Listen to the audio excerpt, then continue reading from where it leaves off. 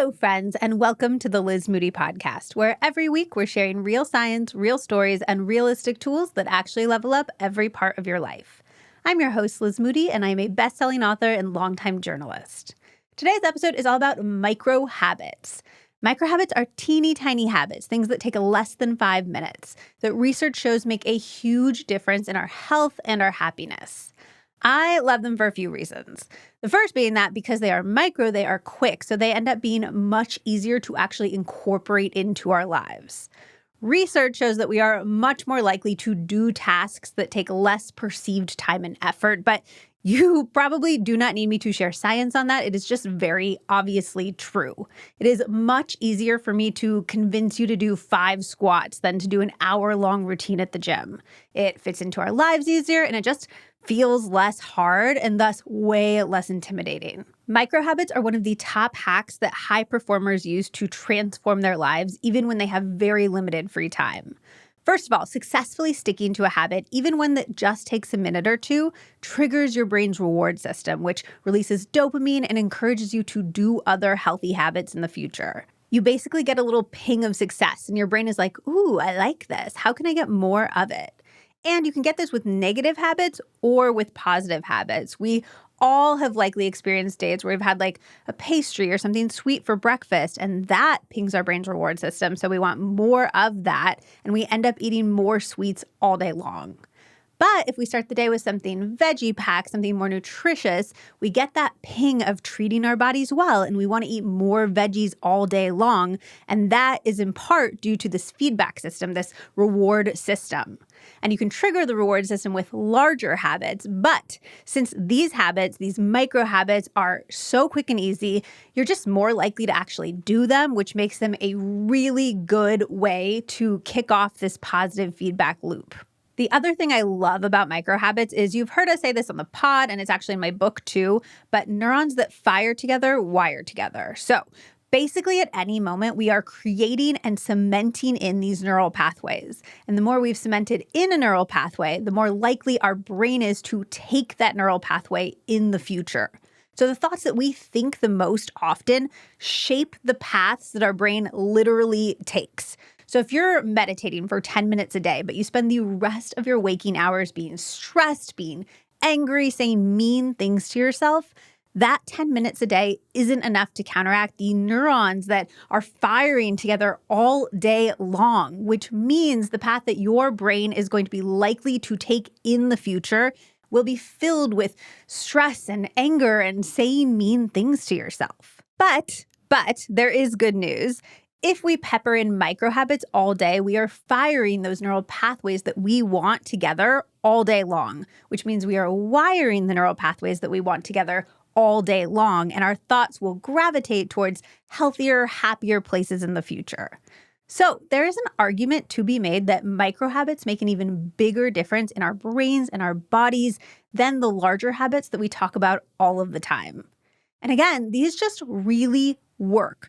They're really quick, easy paths to feeling happier and feeling healthier. You can make a real, true difference in your health in just minutes. And I feel like it is a crime that more people aren't sharing that information. Let's kick it off with micro workouts. This is one of my all-time favorite micro habits because there are so many benefits. Micro workouts combat the negative impacts of being sedentary, of sitting all day, which most of us, to be honest, do. A researcher at Columbia wanted to find out the minimum amount of exercise needed to offset the health risks of sitting, and that number was way less than he thought. Just 5 minutes every half an hour offered significant harm reduction, including reducing blood sugar spikes after a meal by almost 60%. And we get into this more in our metabolic health episodes, which I can link in the show notes. But those blood sugar spikes can create metabolic dysfunction, which is a contributing factor to everything from PCOS to Alzheimer's to cancer. And they can also just make us feel anxious or low energy, lethargic in the moment. And these blood sugar spikes and dips are reduced because when we contract our muscles, they pull glucose out of our bloodstream and into the muscle to be utilized, which helps lower overall blood sugar. There are a number of studies that show that incorporating your micro workouts before and after meals is particularly beneficial for this reason. I personally love taking an after dinner walk, or if I'm just eating at my desk, which happens for more lunchtimes than I would like to admit, I'll just do some squats for a few minutes after, or I will dance around the room really vigorously to one song. But walking particularly is a powerful micro workout to do throughout your day because it increases creativity and problem solving, which will actually make you more effective at your job and will make up for the time that you quote unquote lose throughout the day to the walking. A Stanford study found that as little as 5 minutes of walking was enough to show positive effects for creativity and productivity. And this is really interesting. Those effects were noticeable whether the participants walked outside or they walked on a treadmill just facing a blank wall, which surprised researchers. There are obviously other benefits to getting outside, but even if you grab a treadmill desk, even if you pace around your house, you will still get those creativity benefits. The next micro workout benefit is wild. I actually could not believe it when I heard it, but I had an oncologist on the podcast to talk about why so many young people are getting cancer and what we can do about it. It is a great episode, and I can link it in the show notes for you. And he said that just 4 minutes a day of exercise was enough to significantly reduce cancer risk. And I said, there is absolutely zero way that's true. And then I fact-checked it, and it is indeed true. In fact, these data come out of a pretty robust study of over 20,000 people over the course of 7 years. And the study was published in JAMA, which is a top peer-reviewed journal. And they found that 4.5 minutes per day of vigorous intensity physical activity performed in 1-minute bursts was associated with up to a 32% lower risk of cancer. This is specifically micro workouts, 1-minute bursts of intense workouts that produce those results. I'm going to repeat that because it is wild. Just 4.5 minutes of vigorous activity spread throughout your day can reduce your risk of cancer by 32%. If that is not motivation to do a micro workout, I do not know what is. And these workouts are things that are easy to integrate into our daily lives. They're things like walking uphill, power walking, doing vigorous housework, carrying children or groceries for 50 to 100 meters, dancing around your room to Taylor Swift. Next micro habit is micro connections. Micro connections are these little moments of connection to others that are a secret to happiness that nobody talks about. Chatting with the person behind the counter at the grocery store, smiling and making eye contact with people on the street. This morning, Zach and I met a new neighbor on our circ walk, and we talked for 20 minutes about Buddhism and kittens and nomad life, and it drastically improved my mood for the rest of the day. I first learned about microconnections when I had Dr. Sue Varma on the podcast. She's a psychiatrist who specializes in the science of optimism. So we were talking about all of the ways that we can train our brains to become more optimistic. And one of the ways that she shared was to take advantage of microconnections, which are these little moments that we connect with people in our lives, whether they're the people that are close to us or strangers. And there is a ton of research to back this up. Making eye contact releases oxytocin. So you get a rush of good feelings when you look someone in the eye and have a real conversation. Oxytocin helps reduce stress. It can increase pain tolerance. It can even support our immune systems. It also increases your sense of feeling socially connected, which is hugely important. A very famous study found that lack of social connection was a greater risk to our overall health than obesity, smoking, and high blood pressure. In fact, it increases our odds of death by 50%. And here's the interesting thing. You don't necessarily need a whole group of amazing friends to get the benefits of social connections, although, of course, that's awesome and we all want that too. But for these benefits, you need to feel connected to others, and having these micro moments within your community is a really powerful way to build that feeling of connection. But it's so important to note that that feeling of connection, it's not only going to improve your mood, your psychology, but your physical health, your lifespan on this very real, tangible level.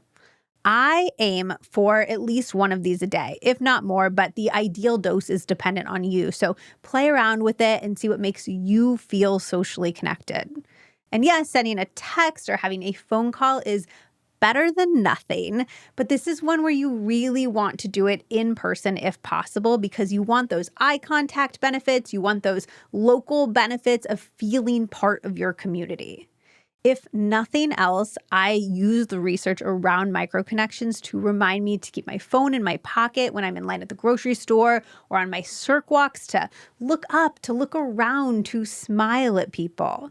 It's made my days and my entire life really feel so much brighter. The next one is one of my absolute favorites. I learned this trick from Dr. Rick Hansen, the famous happiness psychologist, when I had him on the podcast. And it goes back to what we were talking about earlier with rewiring our neural pathways and the neurons that fire together, wiring together. Rick shared a trick to hardwire the brain to feel more happiness, essentially to wire the happiness, the savory neurons together so that in the future, your brain is more likely to fire those neurons, making you feel happier. I love this trick because it is so specific. I love an action step that brings legitimate science to life in a way that's easy to apply on a daily basis. And this is exactly that. So what you're going to do, you're going to notice something good. It can be anything. It can be a great conversation. It can be flowers that smell really amazing. It can be the taste of a really delicious piece of chocolate, the feeling of the sun on your skin. That's one of my favorite feelings in the entire world. It can be how good it feels to laugh at a TV show. Really try to tune into the good feelings and then even turn up the dial on how good they feel if you can. Just really savor it and sit in that savoring for 10 to 20 seconds. And that action, that's going to help these positive emotion-based neurons wire together, which is going to help your brain overcome its negativity bias and help you feel more positive feelings in the future. The more you do it, the more positive wiring will happen. And let me tell you, Rick is like a poster child for this practice. He has the gentlest, loveliest, happiest energy of any person that I have ever met. It is the microest of microhabits. We are talking literally less than 30 seconds, and it has these huge results in terms of our happiness. The next microhabit that I want to talk about is microjournaling. I love this one because for years I just didn't journal because I thought that journaling meant writing pages and pages and I didn't know what to write. And also as someone who's done most of the writing in my life on a computer, my hand cramps up and it hurts really bad after like one paragraph. But then I tried a microjournaling. I use what I call the 3-2-1 method, which is writing down 3 moments of joy from that day, even if they're really tiny, 2 things that I appreciate about myself and how I showed up that day, and then 1 thing from the day that I don't want to forget. Here is why this works. Because I know at the beginning of each day that at the end of that day, I'll be writing down 3 moments of joy, I'm priming my brain to look for more moments of joy, which means it will notice more moments of joy and I'll literally experience more joy that day. And then reflecting on that joy again at the end of the day gives me another opportunity to savor it, to amplify it, and to cement in those neural pathways. And then the qualities that I appreciate about myself is to overcome our brain's negativity bias, to train the voice in my head to treat me kinder, to notice when I'm trying, when I'm showing up for other people, when I'm showing up for myself. This is a practice that I have not heard many people do, and it has made a world of difference in my own sense of self-love. It's probably the most pragmatic action step in terms of building self-love that I have ever tried. It is also wild how it feels really hard at first, and then it gets much, much easier the more that you do it, and you can just feel that sense of self-love, of self-resilience, of self-appreciation increasing. And then the last one is just because I feel like we always think we'll remember things and then we never do.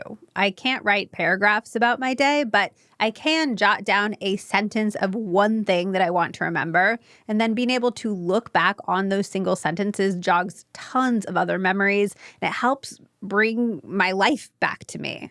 So again, we're talking about 6 total lines, not even 6 full sentences, and it has all of these benefits. The last micro habit that I want to get into, although we have a fun little quick fire round of a different type of micro habit that we will end with, but the last micro version of a larger habit that reaps huge rewards is micro tidying.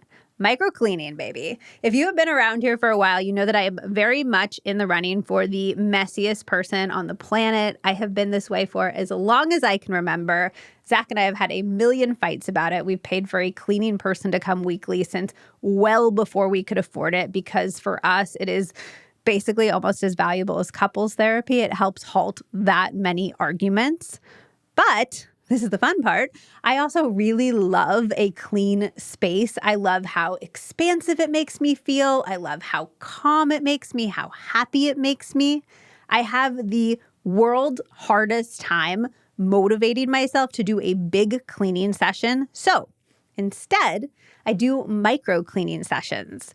5 minutes between meetings where I just tackle the kitchen table or I just unload the dishwasher. I will either set a timer for a very limited amount of time, or I will pick one very, very small area and I will just clean that. I love this for a few reasons. First of all, we already talked about in this episode how micro workouts help offset our sedentary lifestyles and how we essentially sit all day. And sitting increases our risk of type 2 diabetes and heart attacks. It increases our risk of cancer. It increases our pain. So doing these micro cleaning sessions offers a really easy way to get up, to move my body in dynamic ways, and to essentially get a micro workout in. And as another benefit, it helps fill those pockets of time when you finish one task and you need a break before diving into the next task, and you don't want to just lay there and rot on social media. Do a micro cleaning session, and it really does add up. My house is not like the most tidy, but it used to be downright offensive, and I credit micro cleaning sessions for that transformation. So we've got micro workouts, we've got micro connections, we've got micro happiness, we've got micro journaling, we've got micro cleaning. And there's all of this incredible research that shows that these teeny pockets of time will genuinely change your life. The last thing that I want to touch on are a few habits that are inherently micro, meaning they're not bite-sized versions of habits that typically take a longer period of time, but habits that are naturally done super quickly, and I have found them to be very, very effective. And since the theme of this episode is things that you can do really quickly that have outsized results, I figured I would share. The first is awe. We have a whole podcast about awe featuring Dr. Dacher Keltner, but he says that just 1 minute a day of awe is enough to calm our nervous systems, boost our immune systems, and so much more. He suggests a ton of different ways to experience awe in the episode, including nature, collective effervescence, which is like a concert or a basketball game or going to church or anything where you're in a crowd and you're all experiencing something emotional together. He talks about music and a bunch more things. I can link that episode in the show notes so you can go and listen. But interestingly, he said that one of the best ways to feel awe is just to look at things for a really long time. So go for a walk and stare at a flower or stare up at the sky. Because I think the point of this is that it's all magical, really, when you really think about it, when you really look at it. So that is a habit you can do that has an outsized impact on your well-being in this really, really tiny amount of time. We are talking about 1 minute, a single minute a day. He also suggested sending gratitude texts or writing gratitude letters, basically expressing gratitude to other people, which he thinks is a more effective practice than simply thinking of things that you're grateful for from your day. And I have been doing this, and honestly, it's way more enjoyable too. We also have to shout out the cyclic sigh. This is in my book. I talk about it all of the time, but it is so powerful. In a Stanford study, it was found to be more effective in terms of creating positive mood and decreasing anxiety than other forms of breath work and mindfulness meditation. To do it, you just breathe in through your nose twice and then out through your mouth. So it's going to sound like... What I think is really interesting is that this is what we naturally do when we cry. Like you're crying, and then you're like... These two quick inhales and then that sigh of an exhale.